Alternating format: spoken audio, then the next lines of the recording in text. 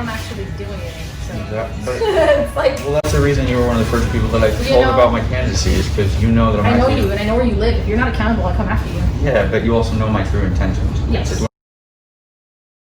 They've been there for 30 years and they don't own the building, which means I'm almost scared to take you there because I'm scared for people to get recognition of them, because if somebody hears that they don't own the building, they're going to buy it off right under them. And it's like that fear of like, you don't even want to make somebody like shine like a diamond, because if they don't own the property, they can be out like that. You know what I mean? And it's... See, the fear of that sucks. That's a punishment.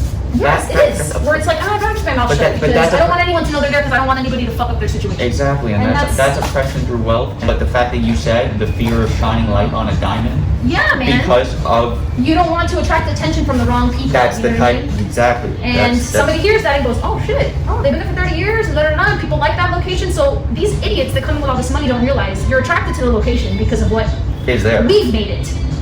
And then you come and you take it from us, and everything looks the fucking same. Like Wynwood looks like Lincoln Road with paint on the walls.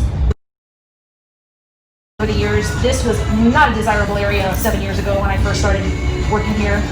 It was kind of the only neighborhood that people like us could afford, because we used to all be the artists and such in Wynwood, but Wynwood got completely gentrified. You know, you have to give chance for the underdogs to like build something, right? So it was like, what the hell? It just forced you out. And their whole thing was, well, if you don't pay it, someone else will. And they weren't wrong. When I left to Cornell, Wynwood didn't exist, man. Seriously? When I left to Cornell, that was what year? 2009. Yeah, exactly. Well, that's when Basel was really great, because it's when all the artists were like. But that's when the Coconut Grove Art Festival was right. great. So all these people were like living in these abandoned warehouses together, creating art. They built these lofts, so they lived upstairs. Yeah. So you would go into their galleries, and Wynwood was nothing but galleries. There were no restaurants or clothing stores or any of that shit. And it was amazing. It was artistic, and it was, you know, it was inspiring, and you got to see all this like really beautiful stuff, and then all these, you know, people started noticing and coming down and putting all this money into it.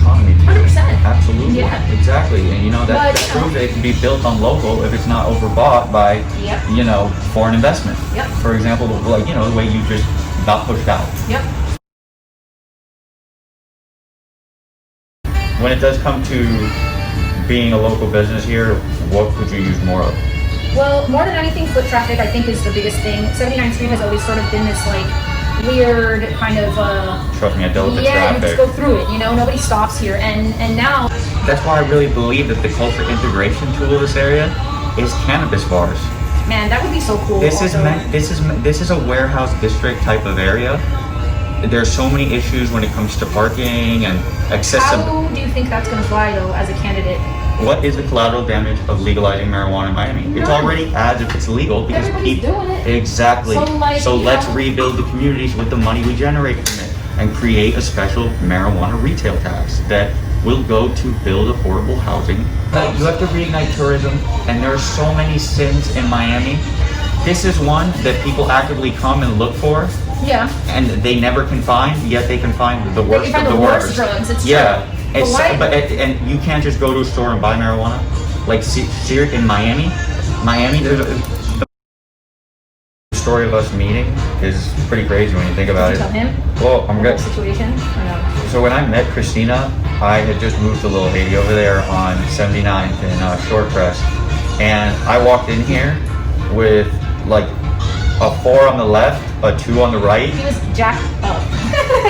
And like, I lied to her and I said that some other barber did it, but like, now that you know me and I'm a DIY type of person, like, I'm gonna come clean and say, yo, that was my bad. Like, I'll take full accountability for that. That was awesome. He walked in and he was like, can you fix this? And it was like, oh man. How long have you been putting in here? 4 years. 4 years, yeah.